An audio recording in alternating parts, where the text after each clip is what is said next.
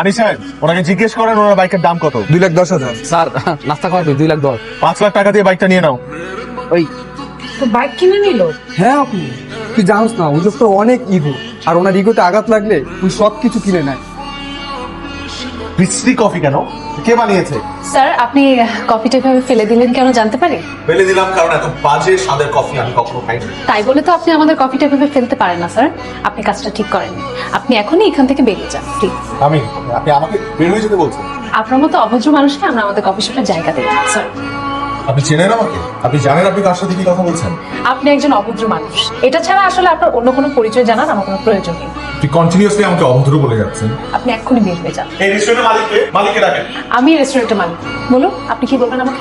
আপনার মতো একটা ম্যানারলেস মেয়ে এই রেস্টুরেন্টের মালিক জীবনে হতে পারে না, কারণ কোনো কাস্টমারের সাথে কোনো রেস্টুরেন্টের মালিকের ধরনের ব্যবহার করতে পারে না। আমি তো আপনাকে কাস্টমারই মনে করি না। ম্যানেজার সাহেব, আমি এই রেস্টুরেন্টটা কিনবো। সরি স্যার, এই রেস্টুরেন্টটা বিক্রির জন্য না। আনিস সাহেব, আমি কালকের মধ্যে কফি শপটা কিনতে চাই। সরি স্যার, এই রেস্টুরেন্টটা কোনোদিনও বিক্রির জন্য না। ম্যানেজার সাহেব, আমি কালকে এই রেস্টুরেন্টটা কিনবো এবং কালকে এই রেস্টুরেন্ট কেনার পর আমি এখানে কফি খেতে আসবো। তারপর যেন আমি এই মেয়েটাকে এই রেস্টুরেন্টে না দেখি।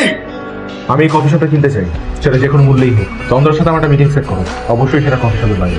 তন্দ্রা ম্যাডাম বলেছেন ওনার সাথে দেখা করতে হলে আপনাকে ভেতরে যেতে হবে। আমি এই কফি শপ না কেনার আগ পর্যন্ত ভিতরে যাব না। ম্যাম বলেছেন ম্যাম বাইরে আসবেন। আনিস সাহেব, আমি এই মানুষটা সম্পর্কে সব ধরনের ডিটেইলড ইনফরমেশন শুনবো। আপনার জন্য 50 লাখ টাকার একটা চেক এনেছি। লাগবে না, আমার কফি শপটা আমি বিক্রি করবো না। এত ইগো আপনার? আমার যেটা সেটাকে ইগো বলে না, সেটাকে বলে আত্মসম্মান। আর আপনার যেটা সেটাকে বলে ইগো। বাপের টাকা উড়ান, বাপের টাকা ফুটানি করে। আপনি কি আমার সাথে একটু ভালো করে কথা বলতে পারেন না?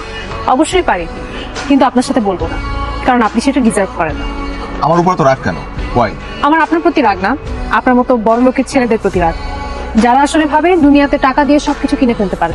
আসলে টাকা দিয়ে সবকিছু কিনে নেওয়া সম্ভব, because money is power, money is everything.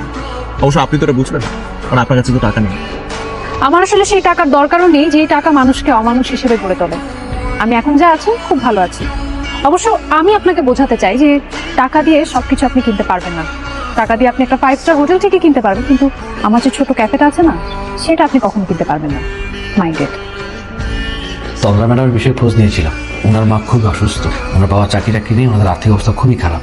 বিদেশ নিয়ে যেতে হলে অনেক টাকার প্রয়োজন স্যার।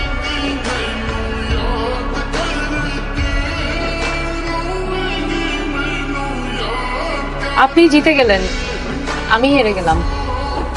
আসলে পৃথিবীতে টাকার উপরে কিছু নেই। আমি আসি, আপনি ভালো থাকবেন। আর আপনার ইগোর জন্য হলেও আমার মায়ের চিকিৎসার ব্যবস্থা হয়েছে। আজকের কফি তো খুব ভালো হয়েছে। Thank you sir. স্যার আমাদের এখানে ফার্স্ট ক্লাস কফি পাওয়া যায়। ঢাকা শহরে এমন কফি কোথাও পাবেন না। তাহলে সেদিন এত বিচ্ছিরি আর বাজে কফি কেন খাইয়েছিলেন? কথা বলছেন না কেন আপনি? এই কফিটা ওই স্যারটাকে দিয়ে আসো। স্যার ওই দিন তন্দ্রা ম্যামের অর্ডার ছিল আপনাকে দুধ চিনি ছাড়া ঠান্ডা কফি দেওয়ার জন্য। হোয়াট? জি, এই কফি শপটা দেওয়ার পর আমরা সবাই অনেক অপেক্ষা করেছি আপনি কবে এখানে কফি খেতে আসবেন। তার মানে আপনি এবং আপনারা সবাই আমাকে চিনতেন আগে থেকে? স্যার আপনাকে কে না চেনে, আর এই কফি শপটা তো ম্যাম আপনার জন্যই দিয়েছি। কি বলে তুই? তো বাইক কিনে নিল। হ্যাঁ আপু, তুই জানিস না ওই লোক তো অনেক ইগো, আর ওনার ইগোতে আঘাত লাগলে ওই সব কিছু কিনে নেয়। সব আপনার সাজানো নাটক। এত দ্রুত জেনে গেলেন?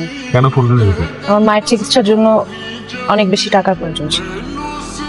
ওই সময় তমাল আপনার কথা বলে, আর আমি আমার ফ্যামিলির জন্য সবকিছু করার জন্য প্রস্তুত। আপনারা নিশ্চয়ই মা আছে। আপনার মার যদি এরকম কোনো বিপদ হতো, আপনিও নিশ্চয়ই আপনার সর্বস্ব দিয়ে চেষ্টা করতেন। আমিও তাই করেছি।